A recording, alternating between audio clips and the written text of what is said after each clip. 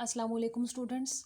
मेरा आज का इम्पॉर्टेंट जो टॉपिक है वो एंजाइम्स है। ये सारे टॉपिक्स मैं आपको प्रेजेंट कर रही हूँ अपने चैनल के थ्रू, क्योंकि आप में से बहुत सारे स्टूडेंट्स ने फरमाइश की थी कि आपको मुख्तलिफ़ टॉपिक्स के ऊपर जो है वो लेक्चर दिए जाएँ, पिछले लेक्चर्स को भी रिपीट कर दिया जाए ताकि आप इनको बार बार सुनकर अपनी कन्फ्यूजन्स को दूर कर सकें और अच्छी तरीके से तैयारी कर सकें। तो हमारा आज का जो ये बड़ा ही इम्पॉर्टेंट टॉपिक है, छोटा सा चैप्टर है, बहुत ही इम्पॉर्टेंट, पूरा का पूरा जो चैप्टर है, और इसमें से कोई भी सवाल जो है वो मिस नहीं होता। बहुत सारे शॉर्ट क्वेश्चंस भी आते हैं और इसमें से एमसीक्यूज़ भी बहुत बनते हैं। चैप्टर है हमारा एंजाइम्स। अब सबसे पहले हमने अपने टेक्स्ट में देखना है, टॉप पर हम देखते हैं कि एंजाइम्स की डेफिनेशन लिखी हुई है। तो जो एंजाइम्स हैं वो बहुत सारे कंपाउंड्स का एक पूरा बड़ा ग्रुप है जो कि प्रोटीन इन नेचर होते हैं। और ये क्या करते हैं, ये किसी भी केमिकल रिएक्शन को जो कि हमारे सेल्स के अंदर होते हैं उनको कैटेलाइज करते हैं, और इस कैटेलाइज रिएक्शन के नतीजे में वो बहुत सारे नए प्रोडक्ट्स को बनाने में मददगार साबित होते हैं।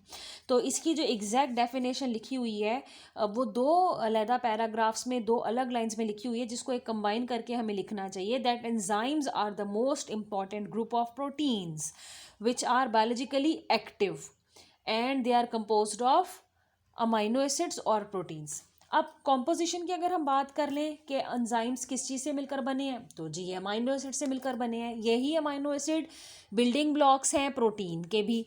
तो ये तो आपको अच्छी तरह मालूम है कि जो प्रोटीन्स होती हैं वो अमाइनो एसिड से पेप्टाइड बॉन्ड के जुड़ने से मिलकर बनती हैं।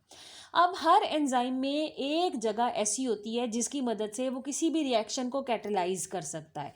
उस साइट को कहते हैं एक्टिव साइट।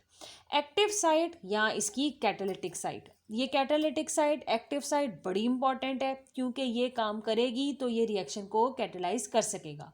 होता क्या है कि वो चीज़ें जो आपस में रिएक्ट करती हैं उन्हें हम रिएक्टेंट कहते हैं। असल में ये हमारे सबस्ट्रेट होते हैं। इस सबस्ट्रेट को या कह लीजिए रिएक्टेंट को तोड़ना होता है, बदलना होता है एंजाइम ने, और तब्दील कर देना होता है इसको प्रोडक्ट में। तो हमारा मेन जो मतलब होता है वो प्रोडक्ट से होता है, हमें अपना प्रोडक्ट चाहिए होता है। अब एंजाइम जो है ये काम अकेला नहीं कर सकता, कुछ ऐसे पार्ट्स हैं जो कि इसका काम करने में हेल्प आउट करते हैं, और वो पार्ट जो है अब हम डिस्कस करने लगे हैं। पहला है कोफैक्टर। अगर एंजाइम के साथ एक ऐसा छोटा सा हिस्सा अटैच्ड हो जो कि प्रोटीन ना हो लेकिन इसके काम करने के लिए वो बहुत इंपॉर्टेंट हो, तो उस नॉन प्रोटीन पार्ट को हम कहते हैं कोफैक्टर। जैसे कि आप देख सकते हैं यहाँ मैंने ब्लू कलर में एंजाइम बनाया है और ब्लैक कलर की लाइंस में मैंने शो किया है कि यहाँ पर ये कोफैक्टर लगा हुआ है। कोफैक्टर प्रोटीन नहीं होगा, जब तक कोफैक्टर आके लगेगा नहीं तो एंजाइम जो है वो एक्टिव नहीं होगा, वो अपना काम नहीं कर सकेगा। इसका मतलब है कि कोफैक्टर एंजाइम और सबस्ट्रेट के दरमियान में पुल का काम करता है, और जो हमारा सबस्ट्रेट है या कह लीजिए रिएक्टेंट है उसको प्रोडक्ट में तोड़ने में मददगार साबित होता है। अब क्योंकि कोफैक्टर एक अलग चीज़ है और हमारा जो एंजाइम है वो प्रोटीन इन नेचर है, तो इनके आपस में जुड़ने के बहुत सारे तरीके होंगे, तो हमने उनको भी अभी आगे डिस्कस करना है।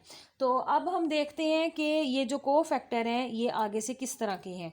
अगर कोफैक्टर डिटैचेबल हो, यानी ये कभी जुड़ जाए काम करने के लिए और बाद में अटैच ना रहे, तो हम इसको कहेंगे कि ये एक्टिवेटर है। तो हम इसको डिफाइन कैसे करेंगे? The detachable cofactor is known as activator. तो एक्टिवेटर क्या करेगा? जब एंजाइम की इसको ज़रूरत होगी तो एंजाइम के साथ ये आके अटैच हो जाएगा, जैसे आप यहाँ देख सकते हैं। और जब इसको ज़रूरत नहीं होगी एंजाइम को इसके आने की, तो ये डिटैच हो जाएगा, यानी ये एंजाइम से जुदा हो जाएगा। अब ये जो एक्टिवेटर्स हैं ये मेटालिक आइंस भी हो सकते हैं, जैसे कि मैग्नीशियम आइन, फेरिक आइन, क्यूपर आइन, कॉपर आइन जिसे हम बोलते हैं, जिंक आइन, तो कई सारे भी हो सकते हैं। तो ये इनऑर्गेनिक आइंस भी हो सकते हैं।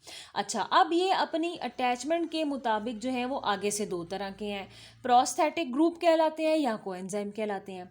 अगर ये कोफैक्टर जो है ये जो हमारा बाकी का एंजाइम है उसके साथ कोवेलेंट बॉन्ड बना के रहता है। कोवेलेंट बॉन्ड में आपको पता है कि इलेक्ट्रॉन्स जो हैं उसकी शराकत की जाती है, और कोवेलेंट बॉन्ड में दोनों जो एटम्स होते हैं वो एक एक इलेक्ट्रॉन देते हैं और मिलकर उसकी जो है पोजेशन लेते हैं। तो कोवेलेंट बॉन्ड से अगर ये एंजाइम्स के साथ जुड़ जाए तो उसे हम कहेंगे प्रोस्थेटिक ग्रुप, और अगर यही इसका कोफैक्टर लूजली अटैच्ड हो, हल्की फुल्की अट्रैक्शंस, नेगेटिव पॉजिटिव हल्के फुल्के माइनर आइंस की अट्रैक्शन की वजह से अटैच्ड हो, तो फिर हम उसे कहेंगे कोएंजाइम। हमारी जो खुराक होती है उसमें बहुत सारे जो एंजाइम्स हैं कोएंजाइम्स, वो असल में वाइटामिन्स होते हैं। इनको हम अपनी खुराक के थ्रू हासिल करते हैं। वाइटामिन्स हमारी ग्रोथ के लिए, हमारे फलने फूलने के लिए बड़े इंपॉर्टेंट है, और ये वाइटामिन्स जो है ये बड़े काम आते हैं। इनको हम अपनी खुराक के थ्रू हासिल करते हैं। बहुत सारे जो वाइटामिन्स होते हैं ये कोफैक्टर कोएंजाइम का काम करते हैं रिएक्शंस के लिए एंजाइम्स के साथ, और अगर ये आकर नहीं लगेंगे तो वो रिएक्शंस हमारी बॉडी में कैटेलाइज नहीं होंगे। अब हम बात कर लेते हैं कि एक एंजाइम कैसी हालतों में पाया जाता है। ये दो हालतों में पाया जाता है। जबकि अभी काम नहीं हो रहा, रिएक्शन अभी कैटेलाइज नहीं हो रहा और इसका कोफैक्टर इससे जुदा हुआ है, उस वक्त हम इसे कहेंगे एपोएंजाइम। और जब एंजाइम के साथ इसका कोफैक्टर आकर अटैच्ड हो जाता है और अटैच होने के बाद इसको एक्टिव कर देता है, तो फिर हम इसको कहेंगे हॉलोएंजाइम। तो ये इसकी एक्टिवेटेड फॉर्म है और ये इसकी इनएक्टिवेटेड फॉर्म है। एपोएंजाइम में अभी कोफैक्टर ने आके लगना है, और हॉलोएंजाइम ने कोफैक्टर आके लग चुका है और वो इसको एक्टिवेट कर चुका है, तैयार कर चुका है ताकि ये रिएक्शन को कैटेलाइज कर दे। हमारे जो एंजाइम्स होते हैं ये साइटोप्लाज्म के अंदर ही डिसॉल्व होते हैं, क्योंकि आपको पता है साइटोप्लाज्म भी थिक जेली के जैसा मादा है और उसमें बहुत हिस्सा सॉल्यूशन का भी है। बहुत सारे हमारे एंजाइम्स मेम्ब्रेन्स के साथ अटैच्ड होते हैं। जहाँ जहाँ जिस जिस जगह पर एंजाइम्स की ज़रूरत होती है ये वहाँ पर ही पाए जाते हैं। मिसाल के तौर पर फोटोसिंथेसिस के जो रिएक्शंस हैं उनको कैटेलाइज करने के लिए जो एंजाइम हैं वो क्लोरोप्लास्ट में पाए जाएंगे। सेलुलर जो रेस्पिरेशन होती है जिसमें एनर्जी बनती है माइटोकॉन्ड्रिया, तो आपको पता है कि माइटोकॉन्ड्रिया हमारी बॉडी का पावर हाउस है, तो माइटोकॉन्ड्रिया में वो एंजाइम्स पाए जाते हैं। तो यहाँ पर हमारी जो हेडिंग आ जाएगी, यहाँ पर आप देख सकते हैं कि एंजाइम्स कहाँ कहाँ पाए जाते हैं। इधर आप हेडिंग बना सकते हैं लोकेशन ऑफ एंजाइम्स की। तो यहाँ हमारा जो टॉपिक है वो मुकम्मल हो जाता है। अगली हमारी हेडिंग के साथ मैं ये आज का लेक्चर ख़त्म करूँगी। कैरेक्टरिस्टिक्स ऑफ एंजाइम, के एंजाइम्स के कैरेक्टरिस्टिक्स क्या हैं। तमाम एंजाइम्स ग्लोबुलर प्रोटीन है। प्रोटीन तो है ही, लेकिन ये ऐसी प्रोटीन है जो फीतानुमा धागानुमा नहीं है बल्कि गोल स्ट्रक्चर वाली है। अगर गोल स्ट्रक्चर वाली कोई चीज़ हो तो हम उसको कहते हैं कि ये ग्लोबुलर है। उसके बाद तमाम जो एंजाइम्स हैं वो किसी भी केमिकल रिएक्शन का रेट बढ़ाते हैं, लेकिन उसमें खुद खर्च या इस्तेमाल नहीं होते। उसके बाद ये जो हमारे एंजाइम्स हैं इनकी प्रेजेंस, इनका रिएक्शन कैटेलाइज करने का जो तरीका है, उसकी वजह से जो हमारे एंड प्रोडक्ट्स बनने हैं जिनकी हमें ज़रूरत है उनके ऊपर कोई इफ़ेक्ट नहीं होता, बल्कि किसी रिएक्शन में जो चीज़ बननी होती है वो इनकी वजह से मुतासिर नहीं होती, सिर्फ वो रिएक्शन मुकम्मल हो जाता है। उसके बाद एंजाइम्स जो हैं इतने ताकतवर हैं कि थोड़ी सी भी मिकदार में ये बहुत ज़्यादा काम सरंजाम दे देते हैं, यानी ये तेज़ी से केमिकल रिएक्शन को पूरा करते हैं और उसे स्पीड अप करते हैं। ये अपने रिएक्शन में बहुत स्पेसिफिक हैं। स्पेसिफिक का मतलब है मखसूस हैं, यानी जो एंजाइम जिस रिएक्शन के लिए चाहिए होगा वही उस रिएक्शन को कैटेलाइज करेगा, कोई दूसरा एंजाइम आकर उसकी जगह काम नहीं कर सकता। फिर उसके बाद नंबर 6, ये सेंसिटिव है, हसास है, क्योंकि प्रोटीन ही नेचर है तो पीएच में ज़रा भी चेंज होगा जो कि हाइड्रोजन आयन की कंसंट्रेशन होती है, दर्जा हरारत में हद से ज़्यादा कमी या हद से ज़्यादा ज़्यादती होगी तो जनाब प्रोटीन जल जाएगी, बर्न हो जाएगी, डीनेचर हो जाएगी, तो एंजाइम काम नहीं कर सकेगा।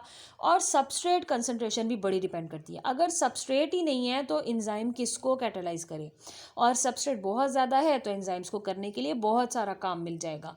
तो सबस्ट्रेट की कंसंट्रेशन बड़ी ही इम्पॉर्टेंट है एक एंजाइम के लिए।